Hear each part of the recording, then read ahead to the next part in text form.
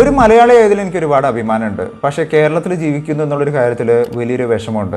കാരണം ഇന്നലെ നടന്നേക്കുന്ന വയനാട് ദുരന്തം എന്ന് പറയുന്നത് ഒരിക്കൽ പോലും സംഭവിക്കാൻ പാടില്ലാത്തൊരു ദുരന്തമായിരുന്നു. എത്ര പേരുടെ ജീവൻ, എത്ര പേരുടെ സ്വപ്നം, എത്ര പേരുടെ വീട്, എത്ര പേരുടെ ജീവിതം എല്ലാം നഷ്ടപ്പെട്ടു. പാപ്പാൻ്റെ അനിയൻ്റെ കുടുംബം, അതേമാതിരി നമ്മളെ അളിയനും കുടുംബം, അങ്ങനെ 10, 12, 13 ആൾ നമ്മളെ കുടുംബത്തിൽ തന്നെ.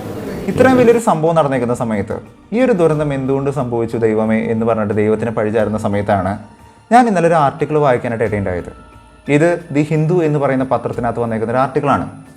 വയനാട് ദുരന്തം മനുഷ്യനിർമ്മിതമെന്ന് മാധവ് ഗാഡ്ഗിൽ.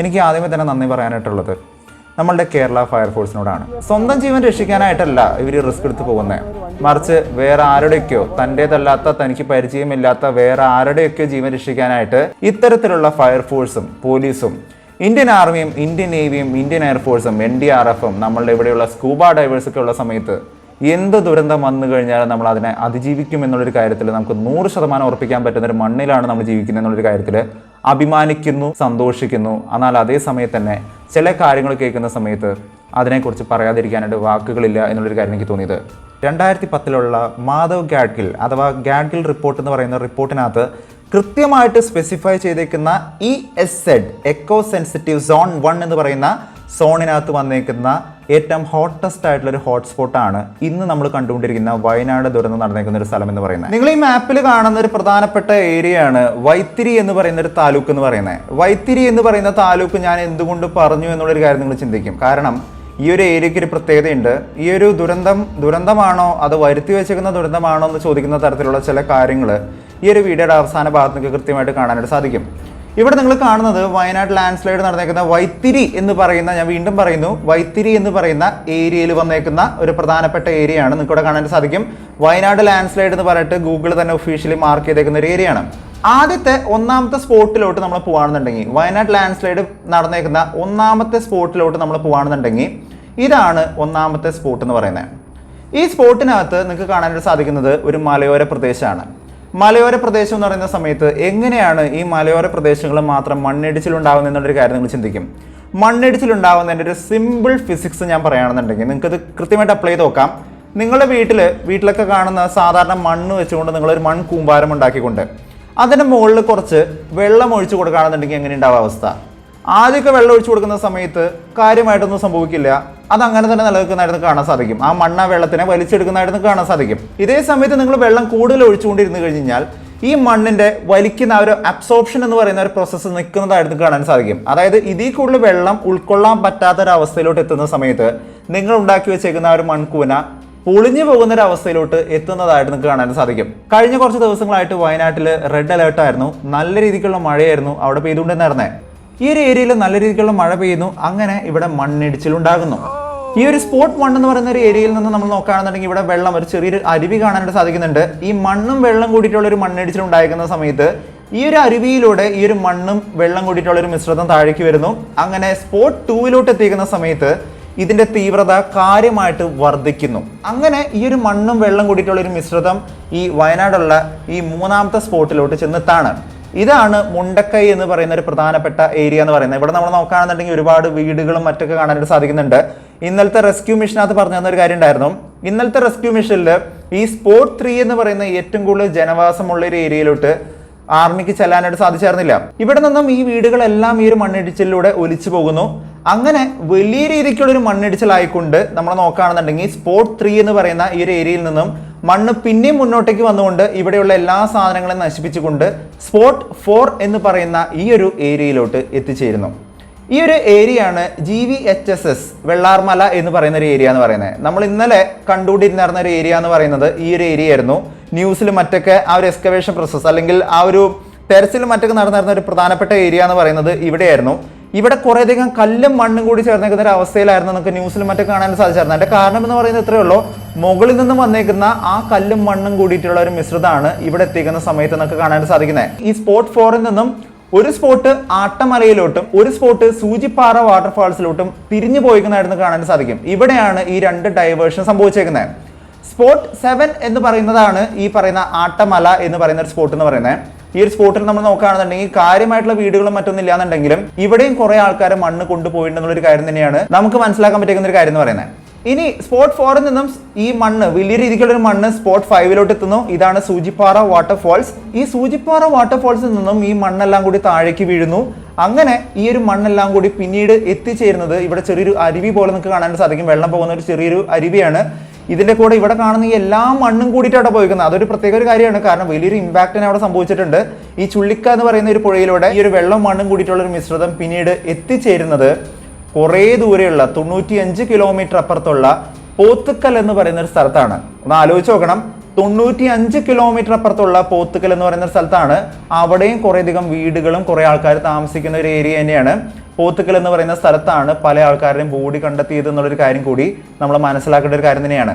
അങ്ങനെ മൊത്തം റേഡിയസ് നമ്മൾ നോക്കുകയാണെന്നുണ്ടെങ്കിൽ വയനാട് എന്ന് പറയുന്ന ഒരു ഏരിയയുടെ വലിയൊരു ഏരിയ തന്നെ, അതായത് വൈത്തിരി എന്ന് പറയുന്ന താലൂക്കിനകത്ത് വരുന്ന ഇത്രയും വലിയൊരു റേഡിയസിലാണ് ഈ ഒരു ഇമ്പാക്റ്റ് ഉണ്ടായിരിക്കുന്നത് എന്നുള്ളൊരു കാര്യം തന്നെ വേണം നിങ്ങൾ മനസ്സിലാക്കാനായിട്ട്. അതുകൊണ്ടാണ് പല ആൾക്കാരുടെ ബോഡി കിട്ടാത്തതും പല ആൾക്കാരും പല സ്ഥലങ്ങളിലാണെന്നുള്ളൊരു അവസ്ഥയിലോട്ടും എത്തിച്ചേർന്നിരിക്കുന്ന ഒരു സിറ്റുവേഷനിൽ നമുക്ക് കാണാൻ വരുന്നത്.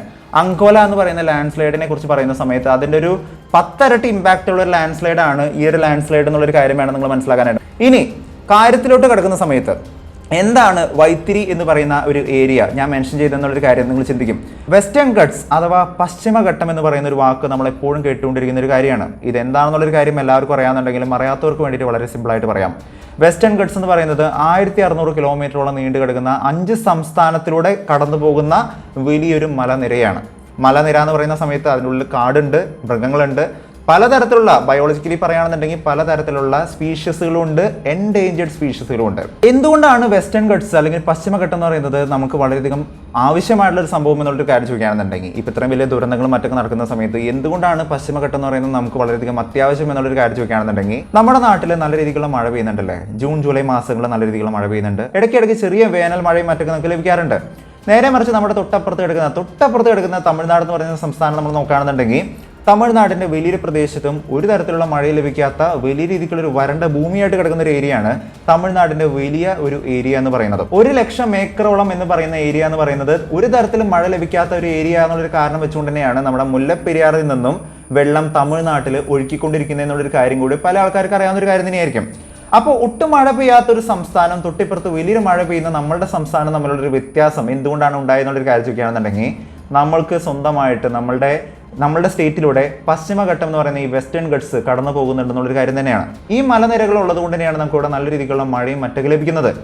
ഈ വെസ്റ്റേൺ ഗട്ട്സിനെ കുറിച്ച് ഒരു പഠന റിപ്പോർട്ട് 2010 മാധവ് ഗാഡ്ഗിൽ എന്ന് പറയുന്ന ഒരു ഇന്ത്യൻ എക്കോളജിസ്റ്റ് ഒരു പഠനം തയ്യാറാക്കിയായിരുന്നു. വെസ്റ്റേൺ ഗട്ട്സിലുള്ള 3 സോണുകൾ ESZ1, ESZ2, ESZ3 echo sensitive zone 1, zone 2, zone 3 എന്ന് പറയുന്ന 3 സോണുകളായിട്ട് തിരിച്ചുകൊണ്ട് അതിനകത്ത് വരുന്ന 1ാം നമ്പർ സോൺ, അതായത് ഏറ്റവും എക്കോ സെൻസിറ്റീവ് ആയിട്ടുള്ള മണ്ണിടിച്ചിലിനും മറ്റ് ദുരന്തങ്ങൾക്കൊക്കെ വലിയ സാധ്യതയുള്ള ഒരു ഏരിയ ആയിട്ട് മാർക്ക് ചെയ്തേക്കുന്ന ഒരു പ്രധാനപ്പെട്ട എക്കോ സെൻസിറ്റീവ് സോൺ എന്ന് പറയുന്ന സോൺ 1 വരുന്ന ഒരു പ്രധാനപ്പെട്ട ഏരിയയാണ് വയനാട് ജില്ലയിലുള്ള സുൽത്താൻ ബത്തേരി, വൈത്തിരി, മാനന്തവാടി എന്ന് പറയുന്ന ഒരു 3 ഏരിയ എന്ന് പറയുന്നത്. ഇതിനകത്ത് വരുന്ന വൈത്തിരി താലൂക്കിനകത്ത് വരുന്ന ഒരു പ്രധാനപ്പെട്ട ഏരിയയാണ് മുണ്ടക്കൈ എന്ന് പറയുന്ന ഇപ്പോൾ ഈ ലാൻഡ് സ്ലൈഡ് മണ്ണിടിച്ചിലുണ്ടായിരിക്കുന്ന വയനാട്ടിലെ ഒരു വൃഷ്ടിപ്രദേശം എന്ന് പറയുന്നത്. 2010 മാധവ് ഗാഡ്ഗിൽ എന്ന് പറയുന്ന ഇദ്ദേഹം സമർപ്പിച്ചേക്കുന്ന റിപ്പോർട്ടിനകത്ത് കൃത്യമായിട്ട് പറഞ്ഞൊരു കാര്യം തന്നെയായിരുന്നു. ഇത്തരത്തിലുള്ള എക്കോ സെൻസിറ്റീവ് സോൺ 1 എന്ന് പറയുന്ന ഏരിയയിൽ ഒരു തരത്തിലുള്ള മൈനിങ്ങോ കൺസ്ട്രക്ഷനോ കാര്യങ്ങളൊന്നും പാടില്ല എന്നുള്ളൊരു കാര്യം കൃത്യമായിട്ട് മെൻഷൻ ചെയ്തേക്കുന്ന ഒരു സമയത്താണ്. അതായത് ഒരു തരത്തിലുള്ള മനുഷ്യനിർമ്മിതമായിട്ടുള്ള കാര്യങ്ങൾ ഒന്നും അവിടെ നടത്താനായിട്ട് പാടില്ല എന്ന് പറഞ്ഞേക്കുന്ന ഒരു സമയത്താണ് ഇന്ന് 14 വർഷങ്ങൾക്ക് ഇപ്പുറം നമ്മൾ നോക്കുകയാണെന്നുണ്ടെങ്കിൽ വയനാട്ടിലുള്ള മനുഷ്യനിർമ്മിതമായിട്ടുള്ള കാര്യങ്ങളെക്കുറിച്ചൊന്നും ഞാൻ പറയാനായിട്ട് ആളല്ല. അവിടെ പലതരത്തിലുള്ള ബിൽഡിങ്ങുകളുണ്ട്, പലതരത്തിലുള്ള ബിസിനസ്സുകൾ അവിടെ നടക്കുന്നുണ്ട്. ഇതിനെക്കുറിച്ചൊന്നും നമ്മളിവിടെ പറയേണ്ട ആവശ്യമില്ല, കാരണം എല്ലാവർക്കും അറിയാവുന്ന ഒരു കാര്യം തന്നെയാണ്. 14 വർഷങ്ങൾക്ക് ശേഷം ഗാഡ്ഗിൽ റിപ്പോർട്ട് കൊടുത്തതിന് 14 വർഷങ്ങൾക്ക് ശേഷം ഇന്ന് വയനാട്ടിൽ സംഭവിച്ചേക്കുന്ന ഈ ഒരു ഫ്ലഡിൻ്റെ പ്രധാനപ്പെട്ട കാരണം എന്ന് പറയുന്നത് ഗാഡ്ഗിൽ തന്നെ പറയുന്ന ഒരു കാര്യം എന്ന് പറയുന്നത് അന്ന് ആ ഒരു റിപ്പോർട്ട് സമർപ്പിച്ചതിന് വിപരീതമായിട്ട് ഇന്ന് നമ്മുടെ സംസ്ഥാനത്ത് നടന്നു വരുന്ന ചില കാരണങ്ങൾ കൊണ്ടാണ് ഇന്ന് ഈ ഒരു മണ്ണിടിച്ചിൽ ഉണ്ടായിരിക്കുന്നത് എന്നുള്ളൊരു കാര്യം തന്നെയാണ്. 2015 വന്നിരിക്കുന്ന വെള്ളപ്പൊക്കവും ഇതുപോലെ തന്നെ വന്നേർന്ന ഒരു വലിയ ദുരന്തമായിരുന്നു. മാധവ് ഗാഡ്ഗിൽ റിപ്പോർട്ടിനകത്ത് വന്നേർന്ന ആ ഒരു സ്റ്റേറ്റ്മെന്റ് തള്ളിക്കളഞ്ഞുകൊണ്ട് പലതരത്തിലുള്ള കൺസ്ട്രക്ഷനും പലതരത്തിലുള്ള കെട്ടിട നിർമ്മാണങ്ങളും മറ്റൊക്കെ ഇവിടെ നടത്തിയത് കൊണ്ട് തന്നെയാണ് 2018 വെള്ളപ്പൊക്കം ഉണ്ടായത് എന്നുള്ളൊരു കാര്യം കൂടി ഈ ഒരു മാധവ് ഗാഡ്ഗിൽ റിപ്പോർട്ടിനകത്ത് കൃത്യമായിട്ട് പറയുന്നുണ്ട്. എന്തൊക്കെയാണെങ്കിലും ഇതുവരെയുള്ള ഒരു അവസ്ഥ നമ്മൾ നോക്കുകയാണെന്നുണ്ടെങ്കിൽ ഇന്ത്യയിൽ നടന്നിരിക്കുന്ന ഏറ്റവും വലിയ ദുരന്തം എന്ന് പറയുന്നത് മാൽപ്പ എന്ന് പറയുന്ന ഉത്തരാഖണ്ഡിലുള്ള മാൽപ്പ എന്ന് പറയുന്ന ഒരു ഏരിയയിലാണ് വലിയ രീതിക്കുള്ളൊരു മണ്ണിടിച്ചിൽ 1998 ഉണ്ടായത്.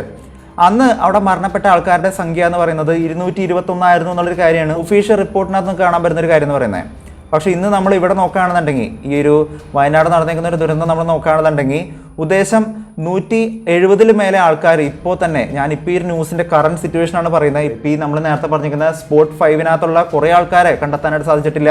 മുണ്ടക്കൈ എന്ന് പറയുന്ന ഏരിയയിലുള്ള കുറേ ആൾക്കാരെ കണ്ടെത്താനായിട്ട് സാധിച്ചിട്ടില്ല. ഇതിൻ്റെ ഇടയിൽ എത്ര പേര് മിസ്സിംഗ് ആയിട്ടുണ്ടെന്നുള്ളൊരു കാര്യം നമുക്കറിയില്ല.